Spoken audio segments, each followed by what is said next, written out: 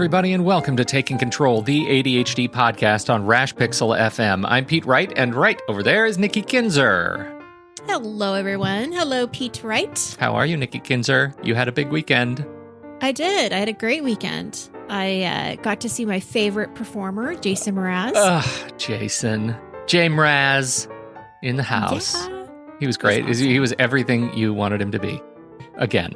You've seen him like 19 times now, right? I know. I don't even know how many times I've seen him, but Yeah. Yes, it was fantastic. It was him and Rainy Jane. It seems like he only comes to your neighborhood. Well, he probably knows I'm a super fan. So if he didn't come to Oregon, he knows that I would probably be stalking him. So where did you see him? Where does he play down there? Well, let's see. Last week he was in Eugene, actually, at the Holt Center on Wednesday, October 30th. And then he was in Portland on Friday, November 1st. And that was at the Arlen Schnitzer, yeah. Yeah, so that's where I went because I went with friends from college. So, all right. Yeah, it was a good time. That's great. It was a really good time. That's great, So, great. Yes, I had a great weekend. Awesome. You did not, though. You had a weekend of technology horror. You know, I'll tell you what it was. It was ups and downs. My MacBook Pro, I have a MacBook Pro that is super powered, right? It's my primary work machine. I do all my video production on it. I do everything.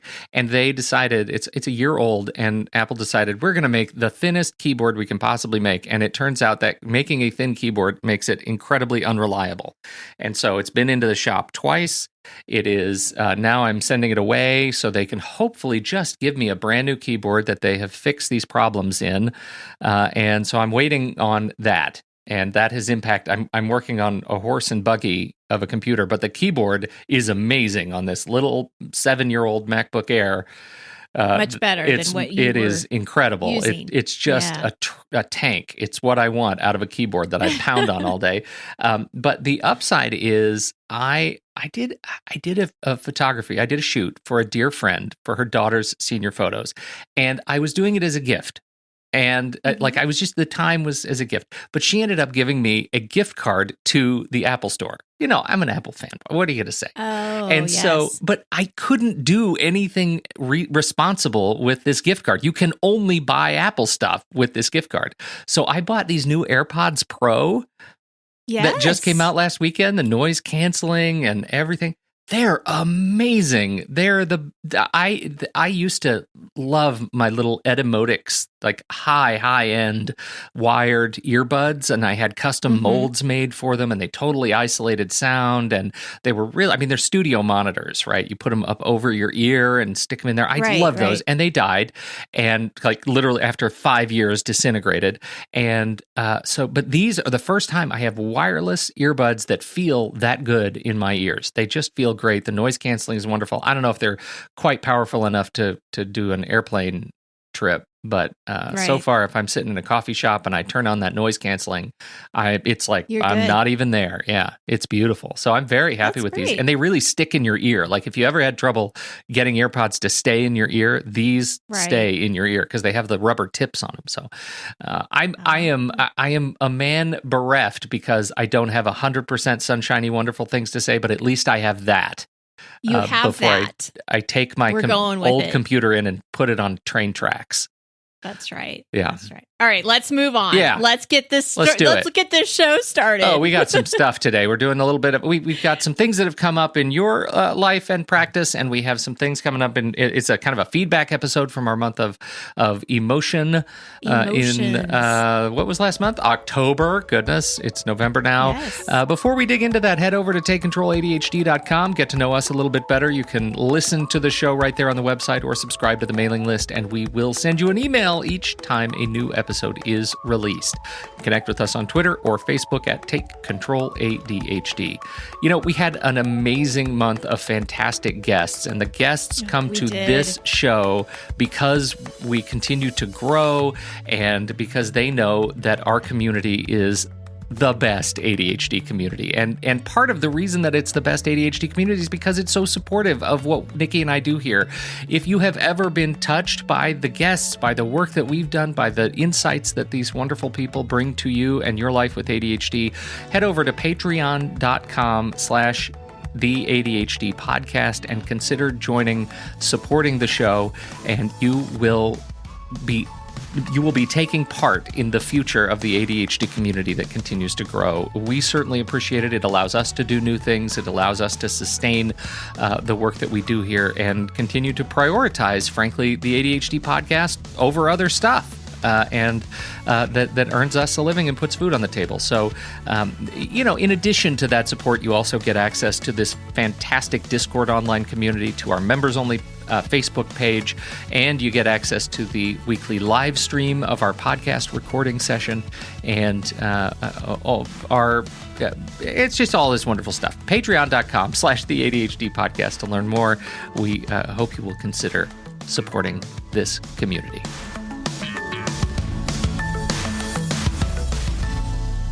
All right, Nikki, reflections of the week.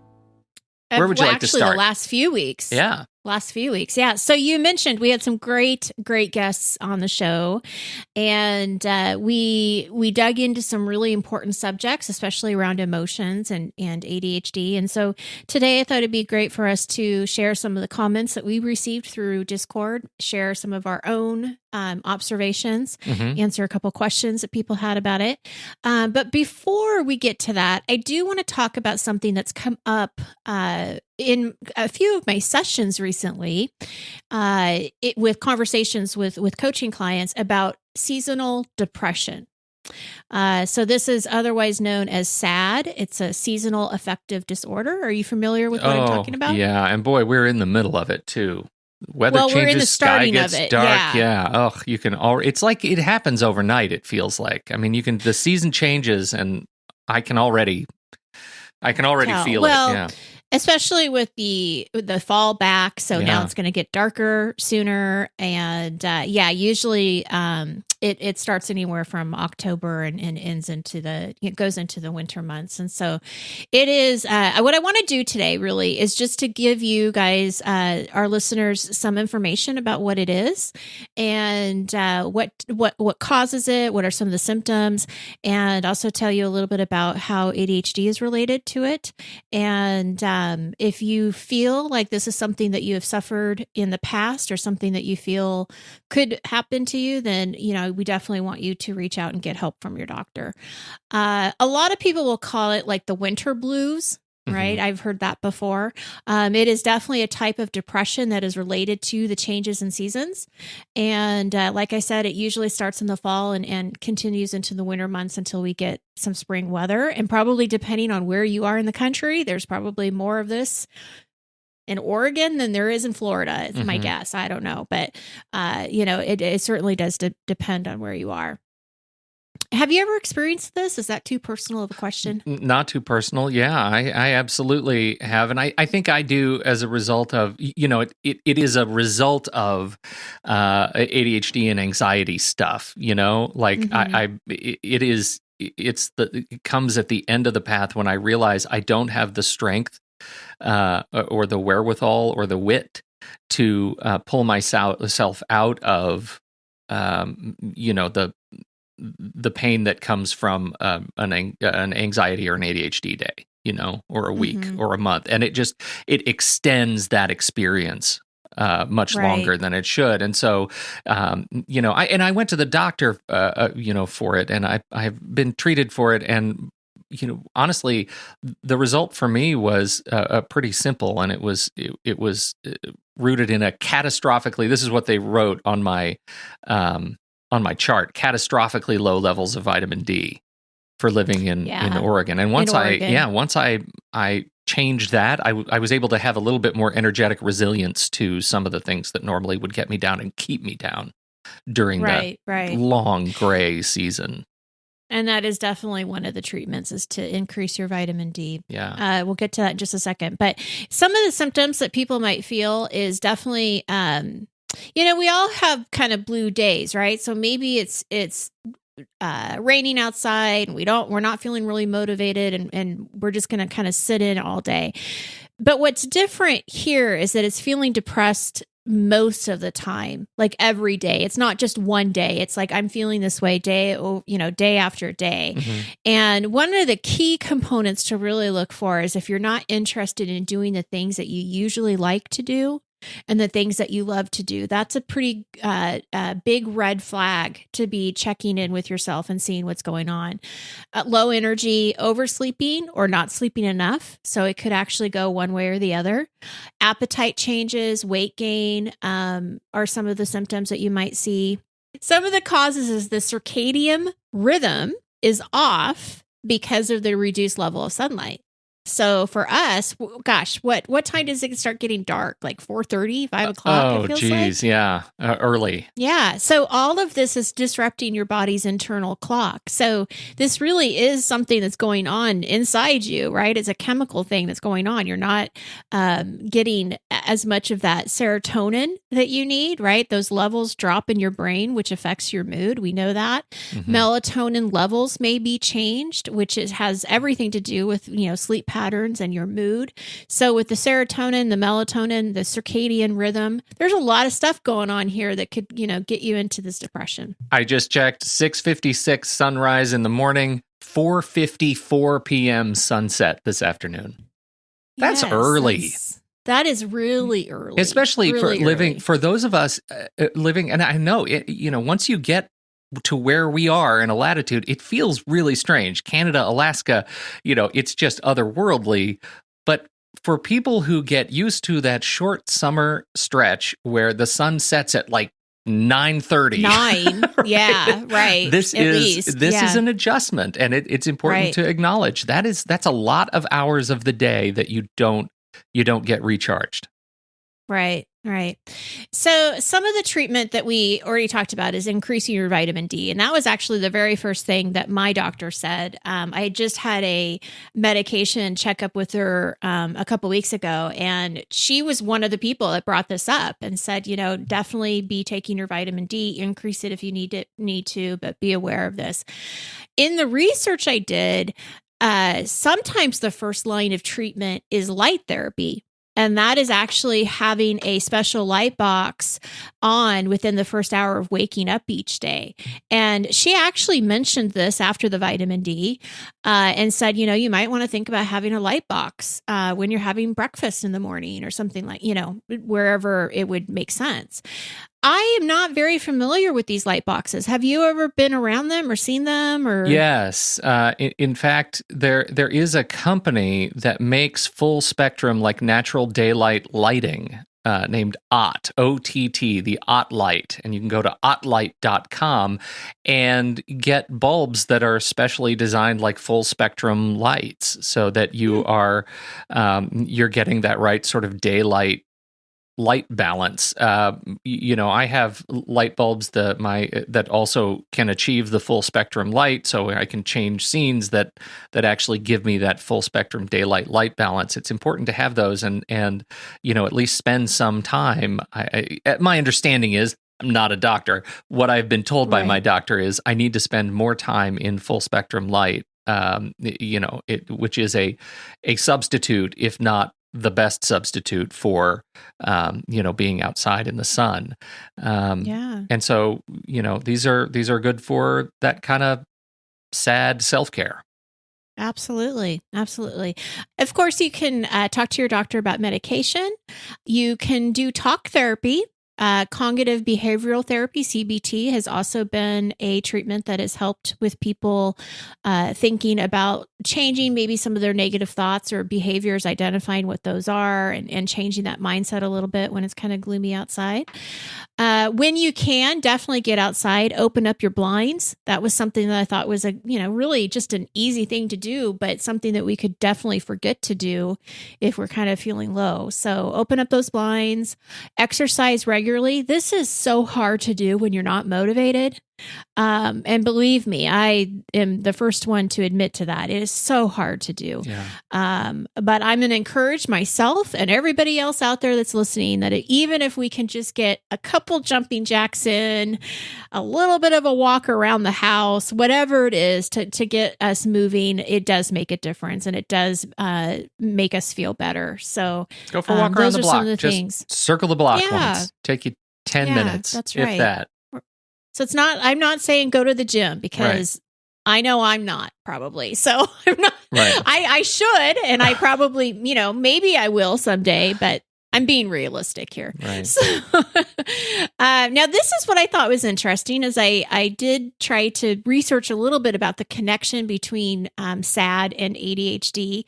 And there hasn't been a lot of studies that go into great depth between the link.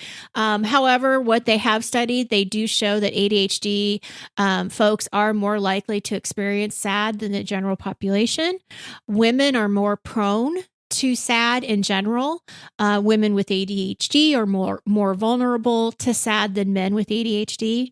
And it was discovered that those with inattentive ADHD were most prone to seasonal changes, which really makes a lot of sense when you think of the motivation piece of inattentive ADHD. Right. And so, nothing really earth-shattering here, but it was kind of interesting to see that, those were the things that they did find.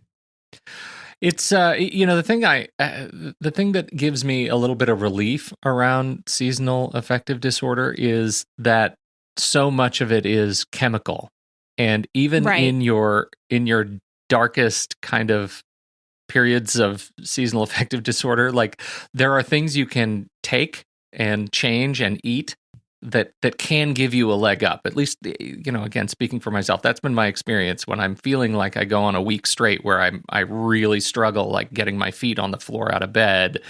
If I can just change some of my diet and get walking just a little bit and dramatically increase my vitamin D, it doesn't take long to find a ray of light, and so that's really positive, right? Keep an eye on that. There are things you can change in your life to help you get to the other side of that. And if all else fails, consider a sunnier climate. Yeah, that's legit. There are a lot of people who evacuate the Pacific Northwest because of exactly this. Months. Yeah, right. Yes, absolutely. Yeah. So absolutely. Anyhow, so that's our little update on SAD. Hopefully that helps some folks that are in your circles. And now we've got some feedback stuff. We have some feedback. So I had a question actually come from a client who loved the episode on RSD, the rejection sensitivity disorder episode with Dr. William Dotson. But the one thing that she was not clear about was the specific strategies for pushing past the rejection sensitivity and what were my suggestions. And one of the very first things that I responded back to her was letting her know that I don't think it's necessarily pushing past it. I got the impression that you're still going to feel those things. It's still going to feel heavy and strong. What I got out of the conversation is that it's not so much pushing past it, but accepting that it is part of the ADHD. There's nothing wrong with you. And what we're looking for is to have a quicker recovery time. Right. And so instead of having it be something that really bugs you for a week, maybe it's something that, you hang on to for a couple of days, but you're able to recover quicker. Is that what you I think out of it? That's absolutely one piece that I got out of it. The other is being aware of it and having a name for it also gives you the ability to, for lack of a better word, dodge it. Right? Mm-hmm. That there is an experience where you feel like, okay, I've just done something or put something out in the world, or I have a relationship with a friend, and I know now I can sort of start to see the future a little bit. Like I know that there is risk for me in a certain scenario, and I can dodge and weave and feel better about, ignoring the signals that lead to my own interpretation of rejection, and kind of alleviate some of that sensitivity. So I think there's a combined effect. Once you know it, once you are practiced in the language of rejection sensitivity, I think you have more of an experience to be able to both dodge it on the front end and recover more quickly on the back end. So Well, and I like what you said. It actually gives it a name. And so something that I noticed in our Discord feed is that there was a lot of conversation around just, gosh, I really felt this RSTD today. Like, this really was strong today. This was my experience. And so they were actually able to really understand it from that perspective and not just feel bad or feel hollow, it was empty. Like they were able to they were able to kind of put something to it, and then of course everybody supports them because they understand, they get it. And that was the other piece that I really got out of Dr. Dotson's conversation, is that you're not alone. It's important that we understand that this is not something that you are only going through. There's nothing wrong with you. Right. And it is certainly a part of ADHD. He was very clear that like 99.9% of people with ADHD are going to have RSD. Yeah. So we have to certainly recognize that. The other things as far as more practical strategies is, I think he talked about, well, I know he did. He talked about medication, which is going to regulate those body chemicals. He talked about therapy, CBT, but also made it very clear that he doesn't necessarily believe that the CBT is going to work without the medication. Yeah. He was a pretty strict advocate for that. Yes. That was important for him. And I'm curious with how that has ultimately shaken out. I'm certainly not equipped to be an advocate one way or the other, but I do find it, his perspective and experience in the field is certainly lends interesting weight to that. Well, and I think that actually brings up a point that I would want to express to our listeners is that, this is his research, this is his opinion, this is what he has come to find. And we are not the experts of medication or doing the research he does, right? So we're looking at what he has to say, and that's what we're relaying to our listeners. So it's a different, it's not even a different perspective. I mean, we're not pro. Yeah, we're just sharing his.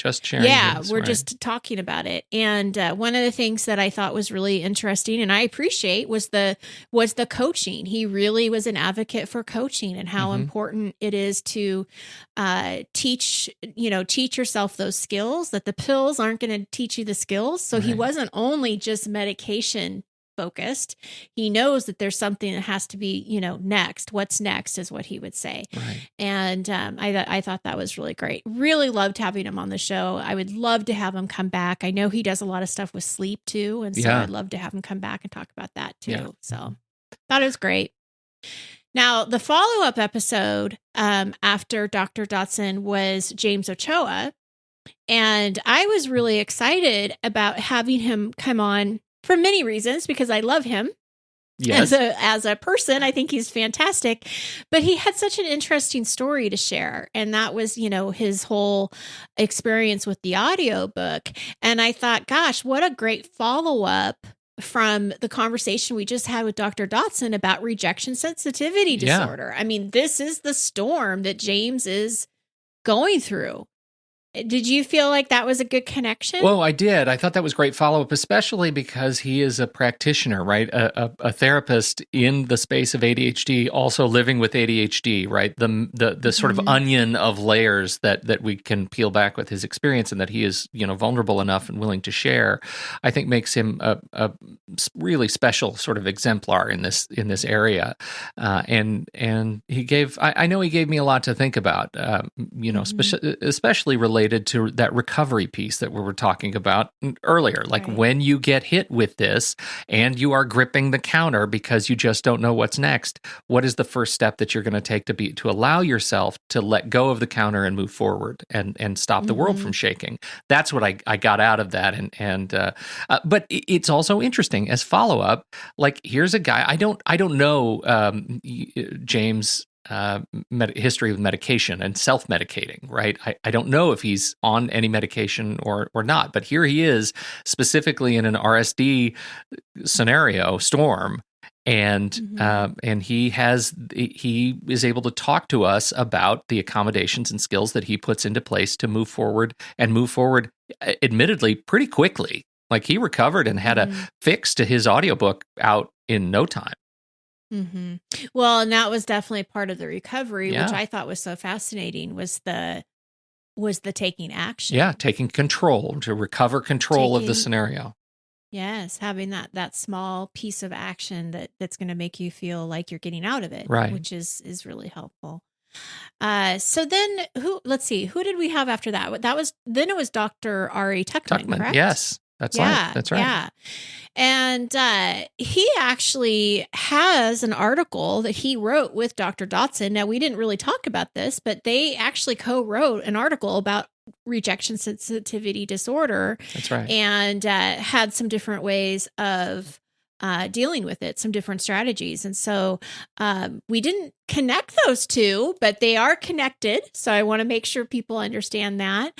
And, when we did the emotion theme, it's interesting because we try to kind of have a theme in the month. Now, sometimes that works and sometimes it doesn't. Like November is going to be really kind of cuckoo, just to be honest with you guys. There isn't really a huge theme going on in November.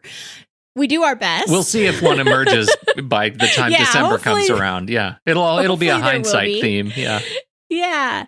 But all of these were just really interesting interviews because they do have to do so much with just the emotional piece of our as humans, right? I mean, Now we're talking to Dr. Ari Tuckman about our relationships and the sex in our relationship and what makes what makes those couples happy, and really important things that I know all of our listeners really care a lot about because it is so much to do with everything in their life. Now, again, Dr. Ari Tuckman definitely has the research. He's done the work, the surveys, everything that he's done to put this book together. And not everybody's going to, necessarily agree or with everything that he says, and that's okay. Again, we want different people to come in and talk about their research, talk about their books, and give that information out to you. If you then need to take that to your own doctor or therapist, then we hope that you do and kind of figure out, what is best for you. Yeah. Well, and this is one of those that's a terrific resource based on a reasonably significant sample size of ADHD respondents, and that's what that's what I think his book is all about. It's a sharing an experience and coming as close to something that is a shared experience with those living with ADHD in sexual relationships as he can come to, based on his experience as both a therapist and a sex therapist. Right? I mean, that's right. What he does is talk to people about sex addiction, porn, and ADHD and their relationship to it, and so I think his perspective is fascinating and I do too, illuminating, and so hopefully helpful others because agree. I hope so too, because I think it's so helpful to see that it's not just what happens in the bedroom, but it's what's happening outside of the bedroom, and that has so much to do with how close you are in your relationship. How are you taking care of your relationship?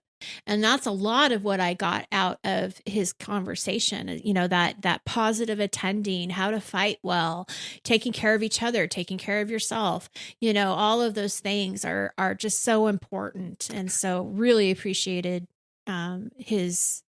him coming on the show and talking about all that. I've really been struggling with one of the comments we got in the community. A community member shared an experience about living and having a sexual relationship with a partner for many years when both partners have ADHD, and I've really been sort of struggling with that, kind of one of those back of mind comments, because that's not something that Dr. Tuckman talks about, and in fact, he's quite explicit about the fact that his research is only focusing on one ADHD member of a couple, and I think that limitation is one that can be a little bit frustrating, especially in our member who is commenting, who says, there's so many other issues that come into play when both partners are living with ADHD, and how do you build a thriving sort of relationship, that a physical relationship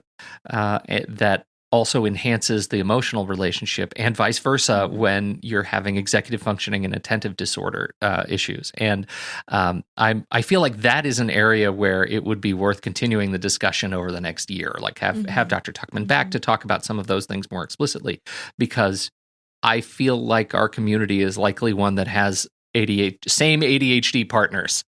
Right. It's pretty common. I bet it's pretty common, and I appreciate those who are willing to continue to share about that experience. It's not one that I have experience with, and I think it's important. All right. So let's see. Pete, I'm going to have you take on this next question. All right. When one aspect of your life goes into a tough time, how do you stop that cascading into every part of your life? Not to be dramatic, but for my own example, my relationship life has been rough lately, which in turn has affected my health and my work. Separating each and minimizing the spread of the storm is tough. I try to think through it logically, but we all know how that works.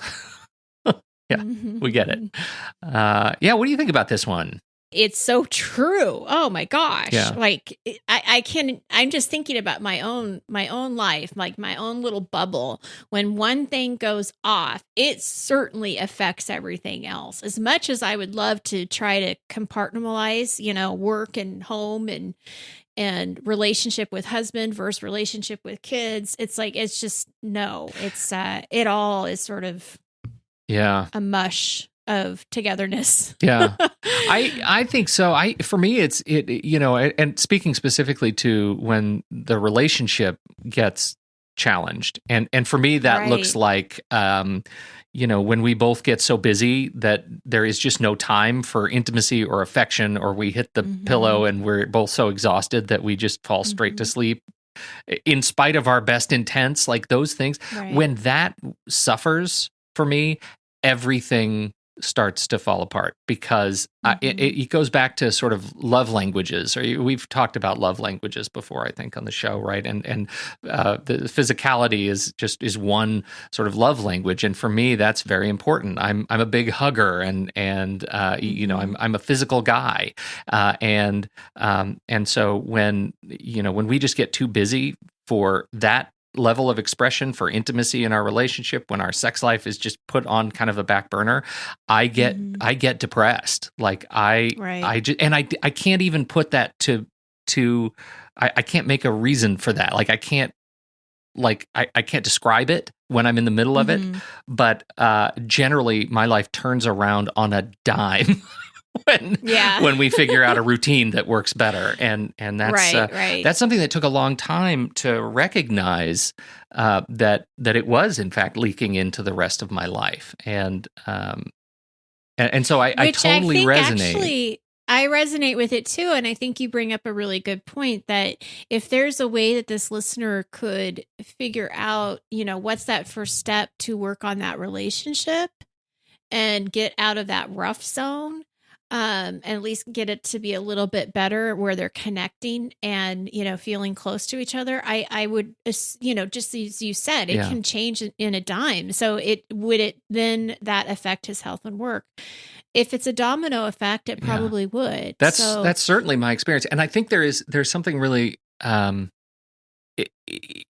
challenge that we had, and this was a number of years ago when we started trying to figure this stuff out, was that I had to essentially be much more clear about my requests, making clear requests that say, in order for me to live a complete and healthy kind of emotional life in and out of the marriage, I need this, right? I need to, it's not like asking permission to have more sex, but it's asking for acknowledgement that a healthy sex life may be more important to me because of just the way I'm wired than it is to her. And even though it is to her, clearly, but it's, she just might not see that connection to a healthy sex life, to a healthy work life that I do, just because that's my love language. And so once we had that conversation, and it was easier to say, like, okay, this is where I am right now. I'm pretty depressed. We need to take a little time, and I need you. We need to go on vacation. I need you to make some vacation, Nikki. We need to just we put it on the calendar. And on the calendar, I'm actually not joking. Did you ever see that? Is there a Flight of the Conchords video, a song that they did in their TV show, old HBO show? Flight of the Conchords was brilliant. You could find it on YouTube. It's called Business Time. It's a music video. And oh, yes. It's business. right? It's business time. Oh, it's time for business. It's time for business time. Ooh. And it's all about how his wife, like, puts on sweats and he knows that business time is over. Business hours are over, baby. You know, it's just the best song ever. And we laughed about that for like a year. And then we realized, oh my God, we're business time. And so we actually started putting business time on our calendar and sending invites to each other. Oh, how cute. But you know what? It's A, it's adorable. And B, it works. Like, that's a thing that at least helps me express in my love language. And it gives me energy for other things. That's right. Yeah. So that's great. Anyway, enough about me. Personal information. You got about it. Pete Wright. It's time for business, baby. See, this is what Dr. Tuckman does. He opens up these doors for us to talk about this stuff. That's right. That's great. Well, now we had another question that came through, and it was sort of a situation, and it certainly goes back to these emotional pieces of ADHD. Unable to let arguments go was sort of the title of it. Yeah. So I'm going to try to just summarize what this person was saying. The issue is basically having the inability to let simple arguments go. So sometimes they can come off a little bit harsh or brash. They want to speak their mind, and so they're going to be much more likely to tell someone to stop being an idiot, stop being stupid, whatever. And then they get in trouble for it again and again, because obviously most people probably don't want to be called stupid or an idiot. In this problem, or he's asking, is this a problem with most of us with ADHD, or is this more specific to him? Perhaps offer some tips and strategies toward overcoming or at least managing this kind of behavior when it comes to the ADHD brain.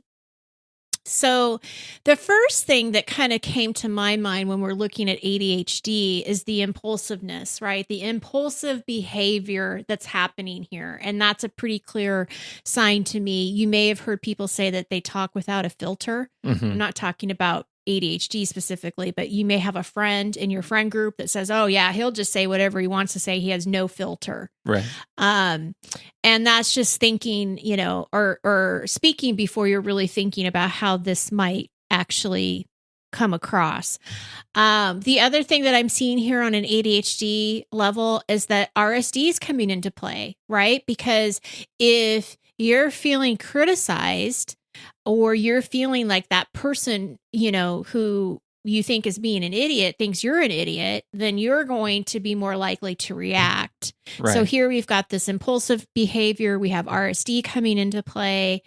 I think that as far as like, is this common with ADHD? I mean, I think the spectrum of ADHD is so big that you're going to find people that, yes, they relate to this, and they're going to find people that maybe don't say anything at all because they want to be that people pleaser and they don't want that confrontation. So they end up, just bottling up. So I think it's a wide spectrum to kind of say, you can't just really say yes or no when it comes to that.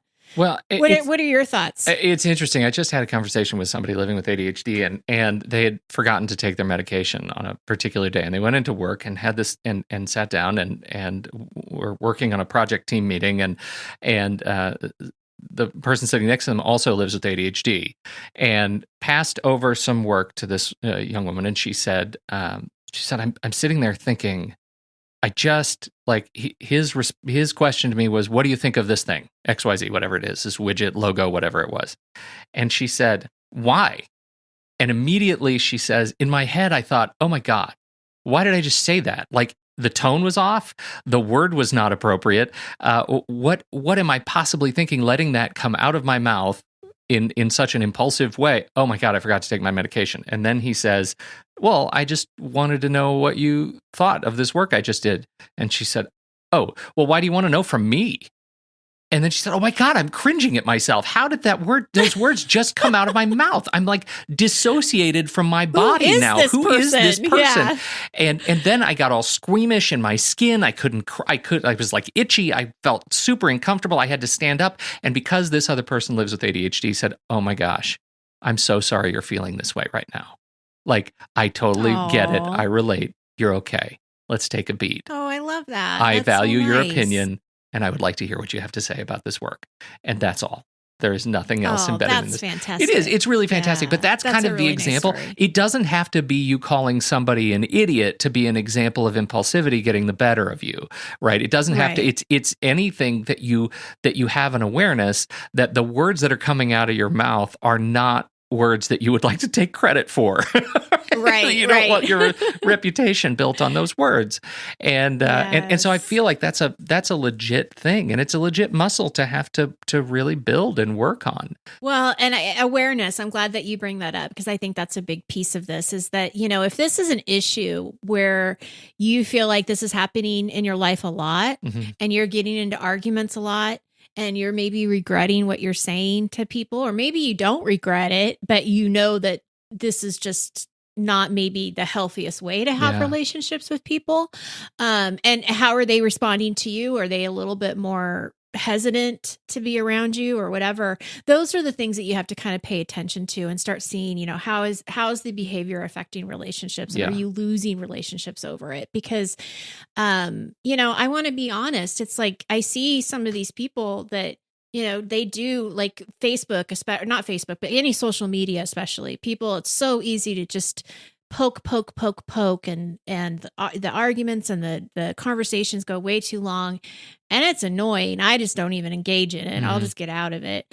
But that's what you have to really think about is your closest relationships and how that's being affected. Well, and to practice, you can practice it actually on social media, right? You can be the person to let things go. You can be the person to make your point and then move along and see how that feels. Like that's a great practice ground to keep in your mind. Am I talking to people on the internet the same way I would talk to a coworker or my brother or sister or my mom or dad? If they were in front of me. If they were standing right there. Yeah. Yeah. Do that. Well, and something that just actually, when you were saying that, what is triggering you? If there are certain things that really trigger you, and a lot of people, it's politics, sometimes it's religion, those really hot topics, then, you may want to think about avoiding some of those conversations or, getting out of them, in a respectful way before you do say anything that you regret. Anyway, perfect. Just another thing to kind of think about. All right. Let's more? see, Pete. Do we have anything else? I think we what have else one do more. we have here? Do we? Yes. All right. Here we go. I feel they have taken, this is a piece of a longer question for feedback. I feel they being our guests, have taken very different approaches to describe what in many ways is related to the same core issue, the emotional impact from living with ADHD, but did so a bit in isolation without recognizing or discussing the findings of the others. Perhaps it is unfair to expect them all to be working off some unifying theory of everything ADHD, but I believe we should look at concepts such as RSD and EDS as related. And EDS is the emotional distress syndrome. Which is what James Ochoa talks about. Yes. Yeah. Which is good. I mean, what's your perspective on this comment? Well, I think that when I did respond back to the listener, I think that it's true. I mean, they do all have very different approaches. But there's when I guess what I don't agree with, and it's not even that I don't agree with it. I guess I don't see it the same way. The same core issue. To me, there is not the same core issue. When I'm looking at the emotional impact from living with ADHD, I see so many different layers of that and so many different ways that can connect to something else. And so that's the only thing that I would say is that they all did come in with what we asked them to come and talk about. And they are coming from different viewpoints because they're talking about different pieces of that emotional impact. It's not just one big bowl of a topic that everybody can talk in the same way.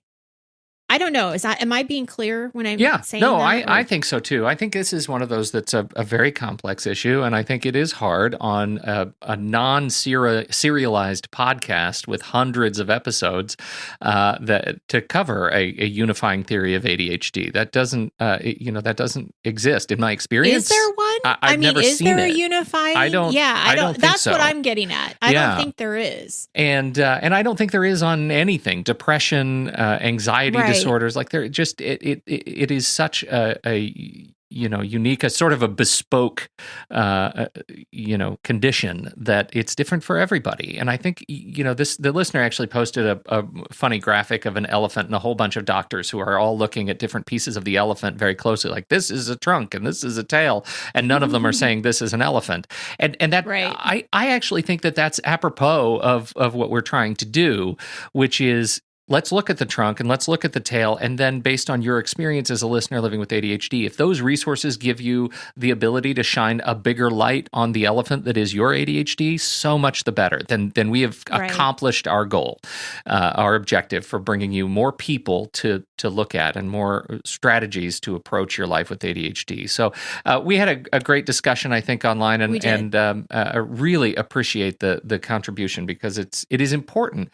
I've thought about, there are podcasts that we could do. We could change the entire nature of the show, and instead of doing every week a topic, instead we say, okay, we're going to 12 episodes and only focus on RSD, and that's going to be season 2. The first season is like 500 episodes. The second season is 12, and all we do is RSD with everybody who talks about RSD and focus only on RSD. But in a sense, we're doing the same thing. We're just looking at the trunk. And I don't know how we could ever accomplish a unifying theory of the singularity ADHD theory, but we're just going to keep plugging away, doing our very best to Well, and help. One of the things I did definitely take out of it is that,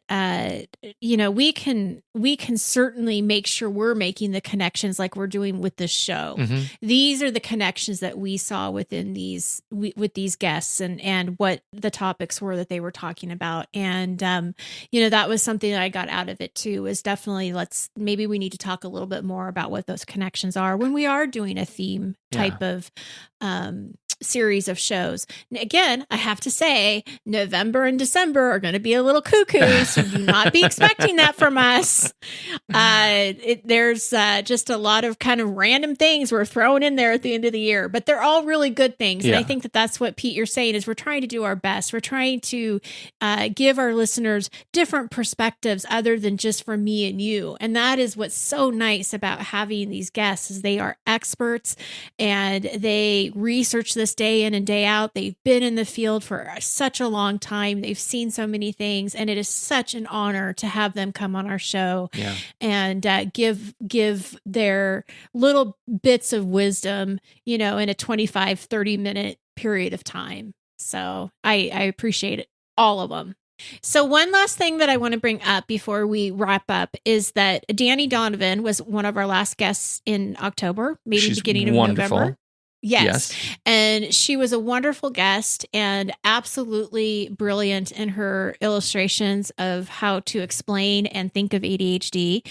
And it was so great to hear her talk about her story and what an inspiration she is. There were little nuggets in that conversation that just were great, being the perfectionism when she was talking about, really working on not being that perfectionist. And I mean, just so many wonderful things. I loved having her on here, and we didn't get a lot of feedback because her show just went live not even a week ago. Right. So, as we record this, feedback show, her show is not live now. It'll go live tomorrow as we record this. So we have no feedback from Danny Donovan yet. So maybe we will in November when we have like wacky episodes.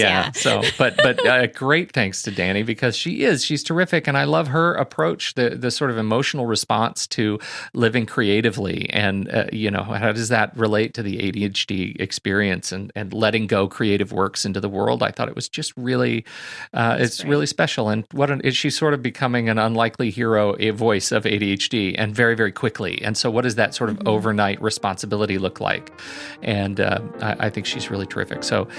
It's been a great month. Thank you to everybody who has taken part, to send feedback, to just straight up subscribe and listen to the show. We appreciate every single one of you for your time and your attention.